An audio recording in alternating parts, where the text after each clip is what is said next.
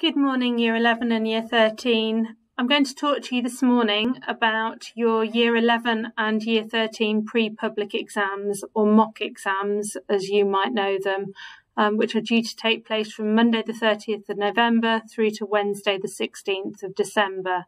I'm just going to pause the recording so that I can switch onto the slide view only so you can actually see all of the. Okay, so firstly, important logistical things for you to know. So as I've said already, your exams are from Monday the 13th of November through to Wednesday the 16th of December. You won't have exams on all of those days. Sometimes you might have 2 exams in a day.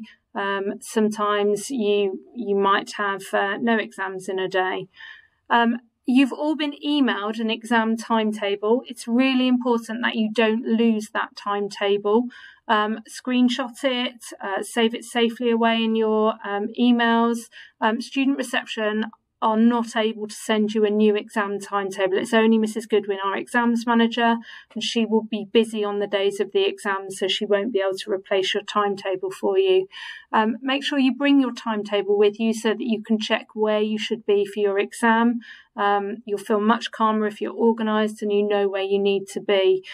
If you're unsure, every day in the glass windows in front of main student reception, we will display the details of the exams for that day and the students sitting those exams.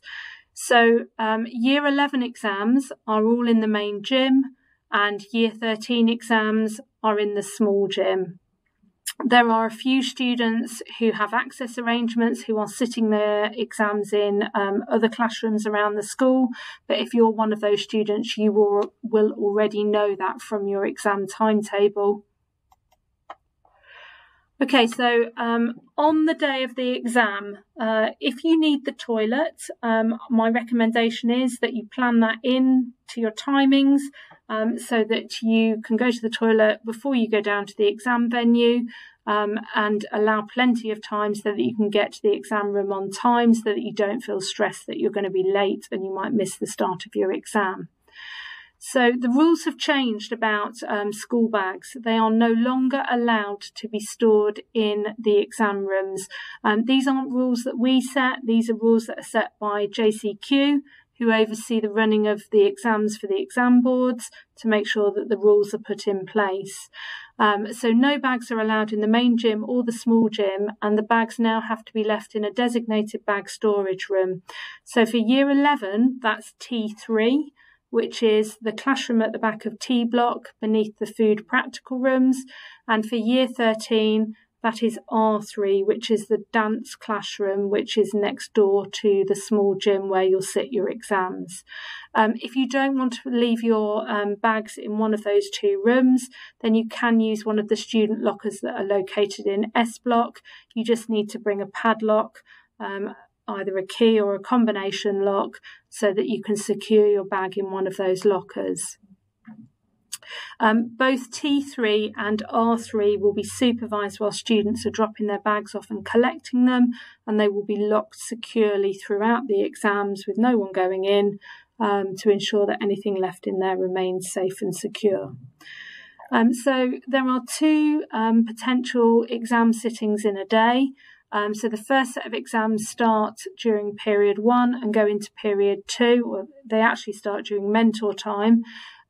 If you've got an exam first thing, it'll be an 8:45 start, and the bag storage rooms will be open from 8:25 in the morning so that you can go and leave your bag and make your way to the exam room ready to go in.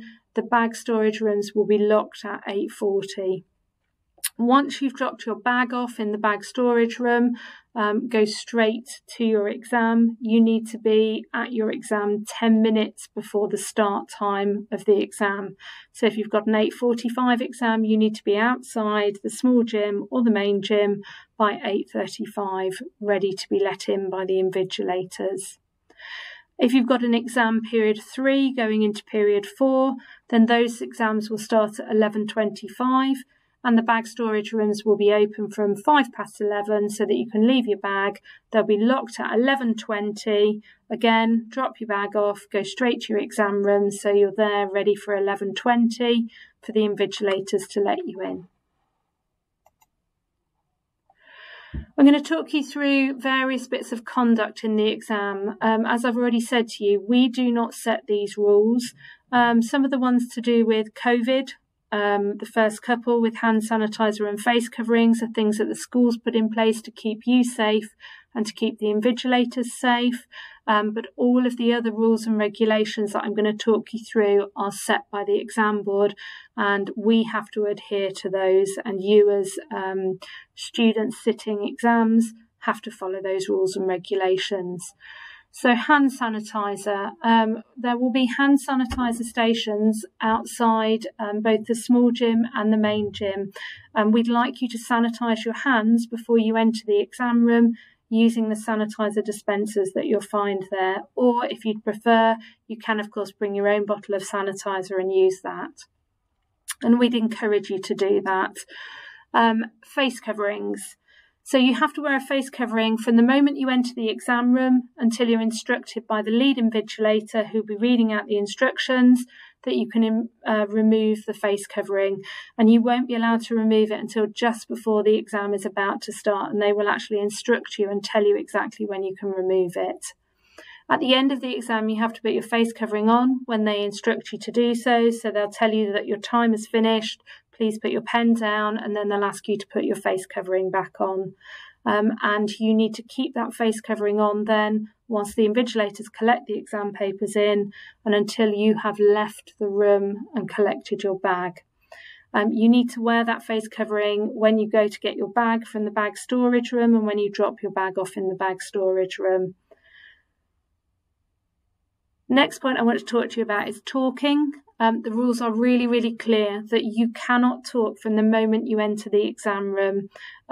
Even though you're not sat writing at your desk, in the eyes of the exam board, you are under the control of the exam board and the invigilators from the minute you enter the exam room, and you have to be silent from that point. At the end of the exam, even when your paper's been collected or whilst you're waiting for your paper to be collected and whilst you're walking out of the exam room, you have to remain silent. You'll be dismissed a row at a time by the lead invigilator or by a member of the senior leadership team, and you have to remain silent whilst that's happening. Do not try to communicate in any way with any other student in the exam. Don't look across at anyone, don't smile at anyone, don't try and talk to anyone at any point from when you've entered the room until you have left the room. Otherwise you run the risk of having 0 marks for that paper. If you do need help, you need to put your hand up and the invigilator will come across and help you if they're able to. Okay, the next point is about exam papers. So your exam paper will actually be on your desk when you enter the exam room. So you need to check that you have the paper that you're expecting. So if you're sitting a PE exam, is it a PE paper on your desk? But other than that, you must not open or start reading the exam paper until you're instructed to do so by the invigilator. Okay, the next point is about clothing. So the exam boards say that no coats, hats or hoodies are allowed to be worn or kept by your chair in the exam room. So any coats or hoodies have to be in the bag storage room. You can either put them in your bag or there'll be hanging rails for you to hang them up. Mr. Shovlin will be in the bag storage rooms and he will direct you as to where to leave your bags and your coats. You are allowed to wear blazers and school jumpers because that's part of your uniform. If you want to bring your blazer into the exam room, just in case you want to wear it, if you feel a bit cold, you can leave it on the back of your chair. Or if you wear it and then you want to remove it, again, you can hang it on the back of your chair. You need to wear your lanyard into the exam room, but you're not allowed to wear those during the exam. You have to remove those and place it on the floor under your exam desk. So we need to see the ID card when you come in, but then you're not allowed to wear it. The rules are really, really strict on mobile phones and any kind of electronic devices such as iPods. You are not allowed any kind of mobile phone or electronic device in the exam room. So they're not allowed in either of the gyms. You are not allowed them in your pocket. They have to be switched off and they have to be in your bag, in the bag storage room or in a locker if you're going to use that. There is no grey area on this and there's no negotiations. The rules are by the exam board and they're very, very black and white, very strict. If you are caught with a phone in your pocket, and the invigilators do pick people up most years who have a phone in their pocket, and those people end up being reported to the exam board in the summer exams and they get 0 marks for that exam and they're disqualified from it, and that can have a massive impact on your final GCSE or A-level grades. So please make sure that your phone is switched off and you've put it securely in your school bag or in your coat pocket in one of the storage rooms. Watches. So you are allowed a watch in the exam room. There are wall-mounted clocks at the front of the rows, and you will be able to see a clock from where you're sat to allow you to keep track of time and to plan your time out for your exam. But if you do want your own watch, then you're allowed that, but you have to remove it and have it placed on your desk. You're not allowed any kind of technical watch, so something that has internet access or is web enabled. Those are viewed as mobile phones and treated the same as mobile phones, and they have to be switched off and in your bags. If you forget to remove it, then you must raise your hand, ask for the invigilator to come over and hand it into the invigilator. They'll then look after it until the end of the exam.